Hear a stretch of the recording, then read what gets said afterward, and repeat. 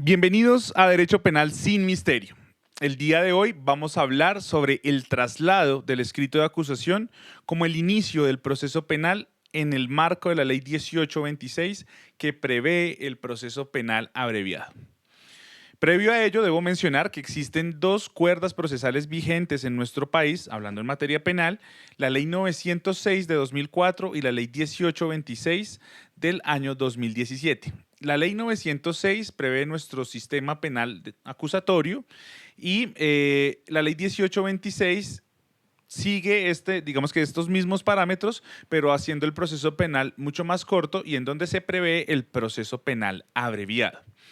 En la ley 1826 tenemos un ámbito de aplicación particular, nos lo define el artículo 534 de la ley 906 y nos dice que el proceso penal abreviado se aplicará en primera medida para todas las conductas penales que requieran una querella y en segundo punto, de este artículo 534, pues un listado de conductas que están allí, que es el numeral 2.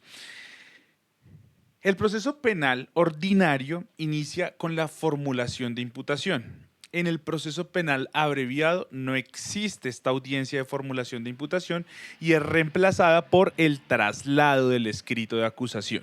Me voy a referir a esta diligencia del traslado del escrito de acusación. ¿Y por qué no audiencia? Sencillo, porque no estamos ante un juez. Esta diligencia se realiza directamente con la fiscalía y no hay intervención de un juez. Yo creo que es importante mencionar que casi todas las universidades en el marco de su consultorio jurídico tienen un convenio con la Defensoría del Pueblo en donde sus estudiantes reciben procesos penales.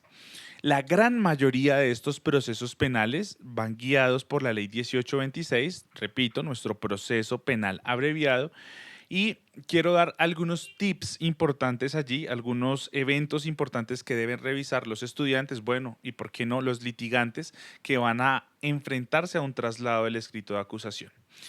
El traslado del escrito de acusación está contemplado en el artículo 536 del Código de Procedimiento Penal y nos dice que debe comparecer la persona a la cual se le va a trasladar el escrito de acusación, es decir, la persona que va a adquirir la calidad de acusado, debe asistir el defensor de esta persona, ya sea un defensor del Sistema Nacional de Defensoría Pública, como podría ser un estudiante del consultorio jurídico, o un defensor público, o el defensor contractual. Listo. Para esta diligencia, el fiscal ya debe tener listo el escrito de acusación y este escrito de acusación debe cumplir los mismos requisitos del escrito de acusación los mismos parámetros que tiene el artículo 337 en nuestro Código de Procedimiento Penal, que son los siguientes. El primero, la individualización concreta de quiénes son los acusados, incluyendo su nombre, los datos que sirvan para identificarlo y el domicilio de citaciones. El segundo, una relación clara y sucinta de los hechos jurídicamente relevantes en un lenguaje comprensible. El nombre y lugar y citación del abogado de confianza o en su defecto del que designe el Sistema Nacional de Defensoría Pública, relación de los bienes y recursos, la relación de bienes y recursos afectados con fines de comiso, el descubrimiento de las pruebas, para este efecto se presentará documento anexo que deberá contener A. Los hechos que no requieren prueba. B. La transcripción de las pruebas anticipadas que se quieran aducir a juicio, siempre y cuando su práctica no pueda repetirse en el mismo. C. Nombre y dirección y datos personales de los testigos o peritos cuya declaración se solicita en juicio. D. Los documentos, objetos u otros elementos que quieran aducirse junto con los respectivos testigos de acreditación. E. La indicación de los testigos o peritos de descargo indicando su nombre, dirección y datos personales. F. Los demás elementos favorables al acusado en poder de la Fiscalía. G. Las aclaraciones o disposiciones. Bueno, estos son los requisitos formales de un escrito de acusación. Entonces ya nos damos cuenta que el escrito de acusación, ya sea en el proceso penal ordinario o en el proceso penal abreviado, tienen los mismos requisitos.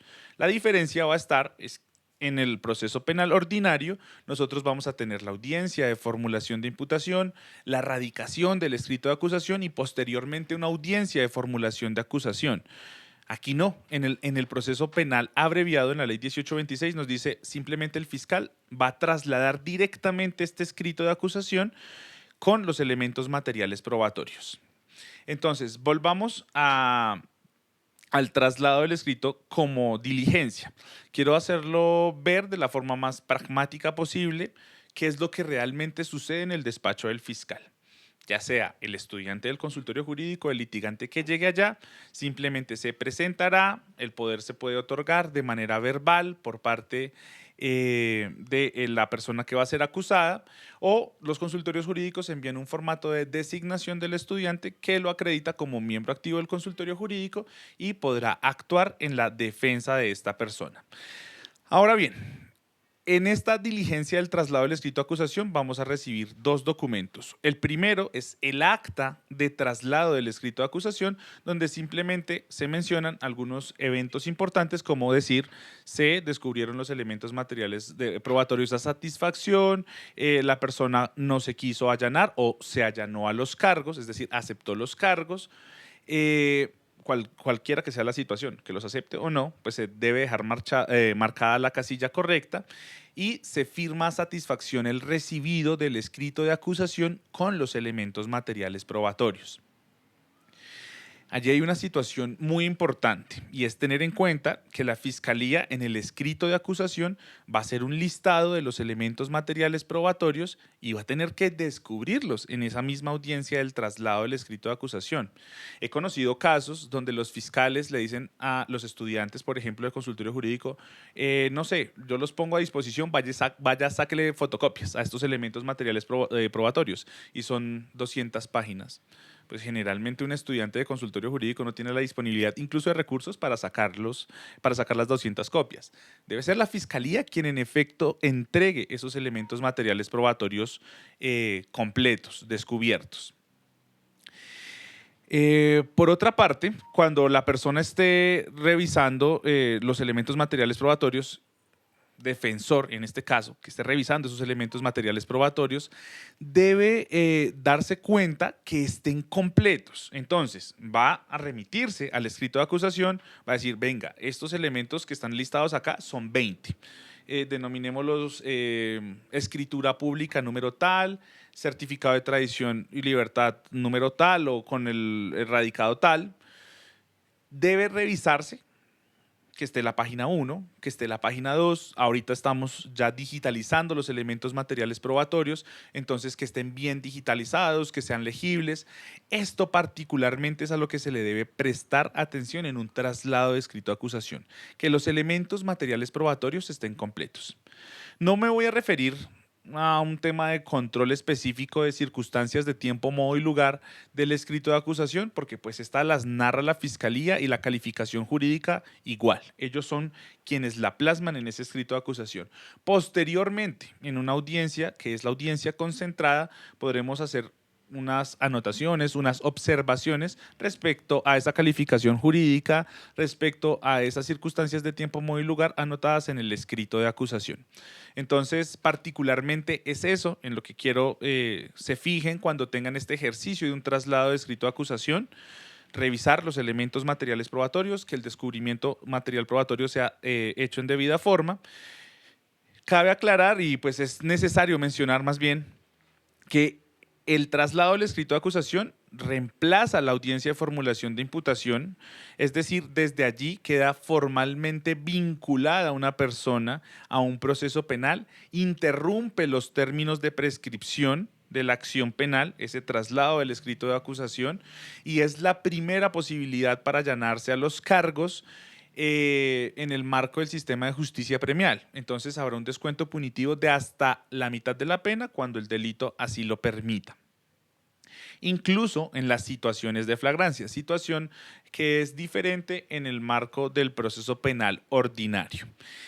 Estas son como las nociones básicas de lo que es un traslado del escrito de acusación.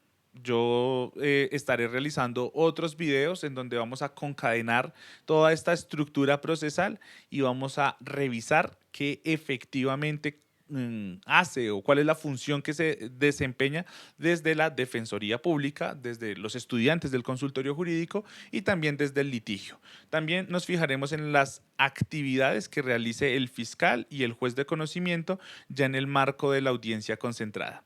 Así que los espero en unos próximos videos y continuaremos ilustrándonos en materia de derecho penal.